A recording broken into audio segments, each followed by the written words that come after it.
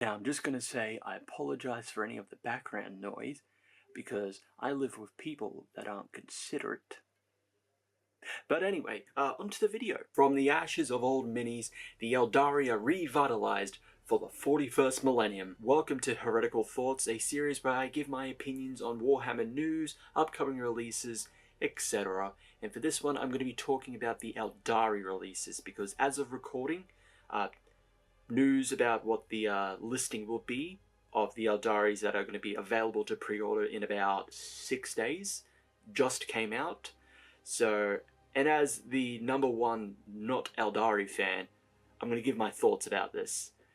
So, yeah, I'm not particularly the biggest fan of the Aeldari.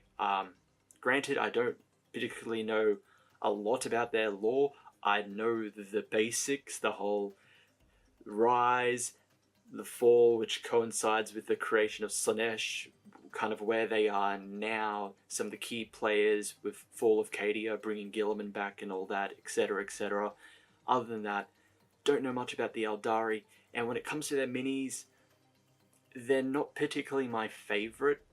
I think the only ones that really stand out when it comes like mini-wise, model-wise, are a lot of the named characters. There's a few like baseline like troops that I like, but a lot of them tend to be the named characters, the heroes. So, you know, Malgan Ra, Avatar of Cain, and then when you come to the Inari, the Vizark, the Incarn, Yraine herself, if you want to talk Drukari, Drazar, and then the Incubi, which, you know, troops, and then also Dire Avengers for like base Aeldari. I really like the Dire Avengers, and I'm actually surprised they didn't get an update. Like, I thought, okay, you know, fairly recent now. I've only been into Warhammer for about a year, so maybe they came out recently, so there's really no need to update them.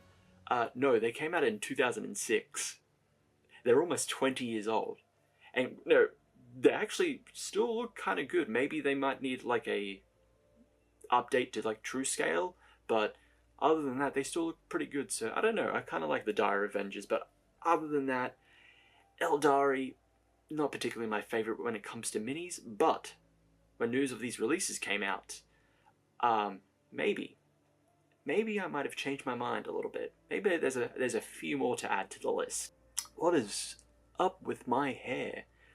Now, sorry, I just got back from work, so hat hair, and it's making me look like a goddamn e-boy. So here we go, straight into the article. It's beginning to look a lot like Ranadundra. I probably did not pronounce that properly. Then again, I don't know what it is, but luckily Games Workshop is here to remind the Aeldari fans and also teach those who are very inept when it comes to Aeldari lore. Ranadundra is the long, prophesized final mythical battle in which the whole Aeldari species makes a last stand against the forces of chaos. One of the preconditions is a coalition of all the Phoenix Lords in one place, standing and dying, shoulder to shoulder, at the end of all days. Wow, this makes it sound like this could be it for the Aeldari if, you know, all the Phoenix Lords are coming together and it's for the end of all days, for the Ranadundra. No, no. Even though I'm not well versed in like all of like 40k lore, I know enough to know and see, and from hearing other people's opinions and like thoughts, that Games Workshop doesn't like to push the narrative too far. Like, they don't want to end it, they also don't want to kill off a faction, because then you're excluding a portion of your fan base and your customers by killing off an entire faction. So, yeah, it's a little bit of fluff, it's to get you excited, but, you know, they would never do that. Enough about that, let's talk about what's coming out in a few days for the Aeldari pre-orders, starting off with the Codex Aeldari. Standard cover, looks alright. Art looks cool. I'm definitely like Fugan, like standing like triumphantly on top of like a slain Emperor's Children Chaos Space Marine. Cool. Collector's edition. Art looks great. Not my favorite of like the collector's edition codexes that I've seen. Now, will I be getting this? I'm glad you asked, because I'm going to be introducing all of you to my personal purchase rating system. At the top, I will take your entire stock. Right below that, I have walk around the store multiple times, picking up the box and thinking, can I justify this purchase? Right in the middle, I have, maybe. Below that, I have, leave it on the shelf. And right at the bottom, I have, don't care if it's not available. So for the Codex Aeldari, I am going to put it at, don't care if it's not available. I don't have any intentions of starting an Aeldari army. I'm sure it might have some great lore pieces in there. It might have some great art in there, some great like heavy metal like displays of the Aeldari minis, but codexes are like almost $100 here in Australia, so no thanks. If it was just like an art book showing off and like an art and a lore book, I'd consider it, but there's also the rules for the Aeldari, so I would have a book where I'm not using any of the rules because I'm not playing the army.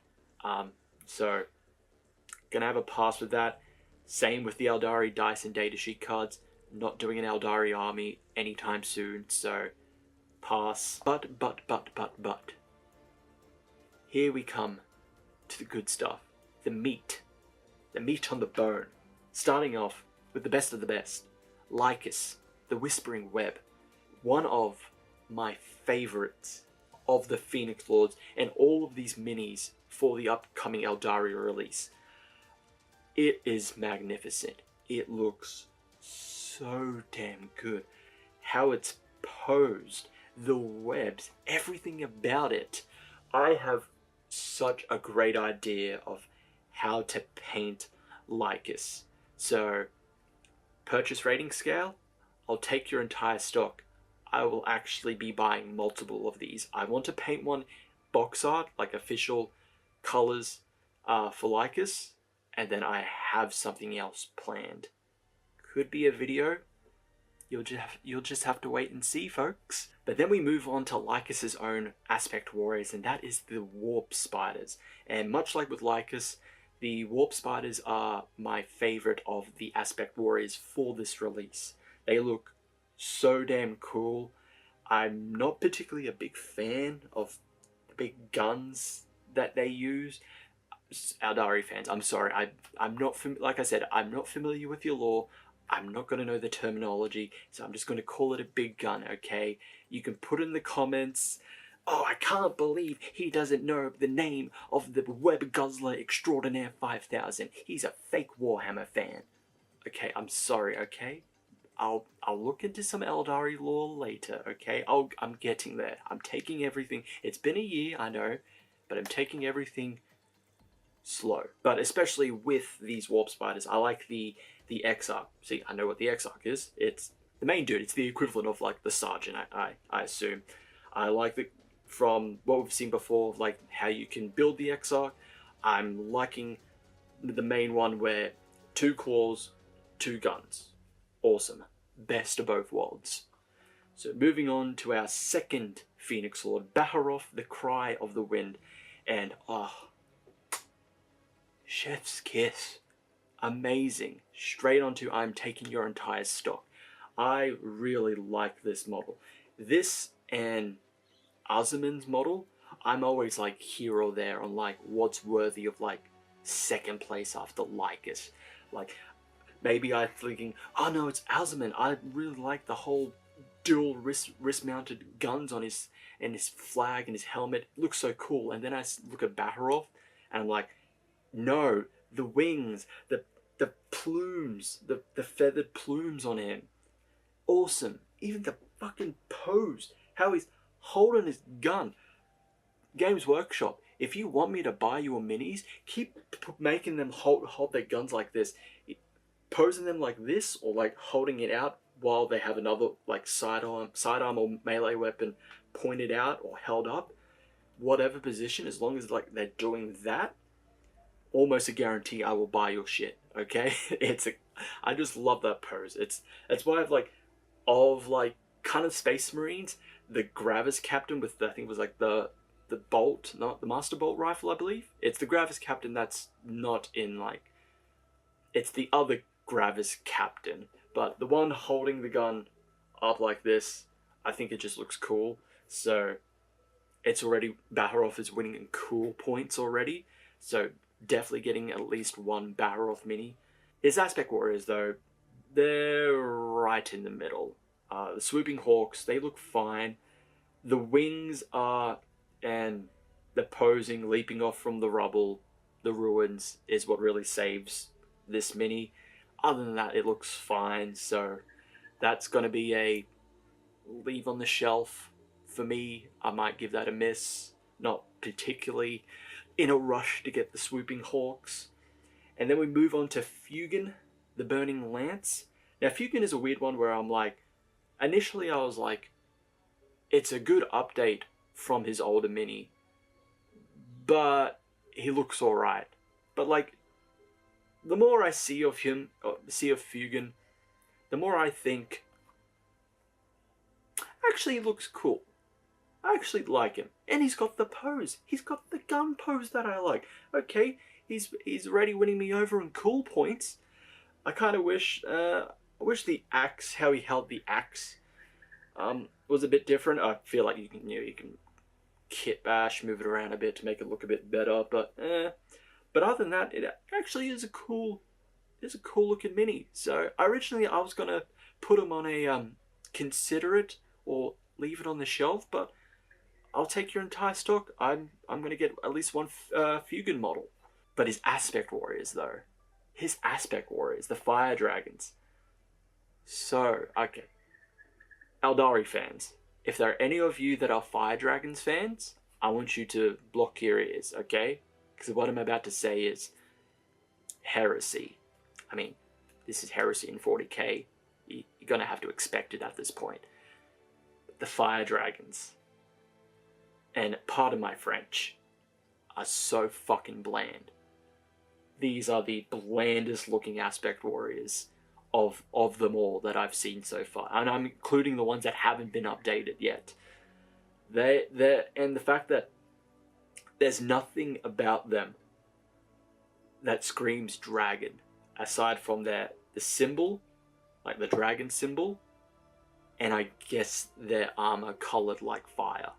Like with the Swooping Hawks, you have the wings, with the Warp Spiders, the multiple arms, even with the Striking Scorpions. Like some will have like the scorpion like claw. Like the Fire Dragons, I barely see anything dragon about them. So that's definitely a don't care if it's unavailable. I'm not getting the Aspect Warriors. I think the only thing that saves it is the Exarch, because the Exarch's the only one that looks cool and looks good compared to everything else. Also, I forgot to mention, I'm only getting the Warp Spiders. I'm not building them helmetless. I think the helmetless options on all of the Aspect Warriors just don't look good. I'm not a big fan of helmetless options for these releases.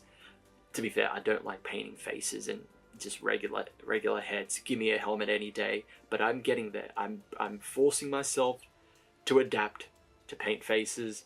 And at least, I'll give them this. At least it's only half. Okay, it's only the top half. Surprisingly enough, the Aspect Warriors aren't the worst looking ones. I would say when it comes to helmetless, it's probably maybe the Swooping Hawks have the worst helmetless option. I don't know. Maybe it might be tied with Warp Spiders. Their helmetless option doesn't look particularly fancy looking either, or look good on the eyes. But moving on to our last of the Phoenix Lords, and that is Azuman, the Hand of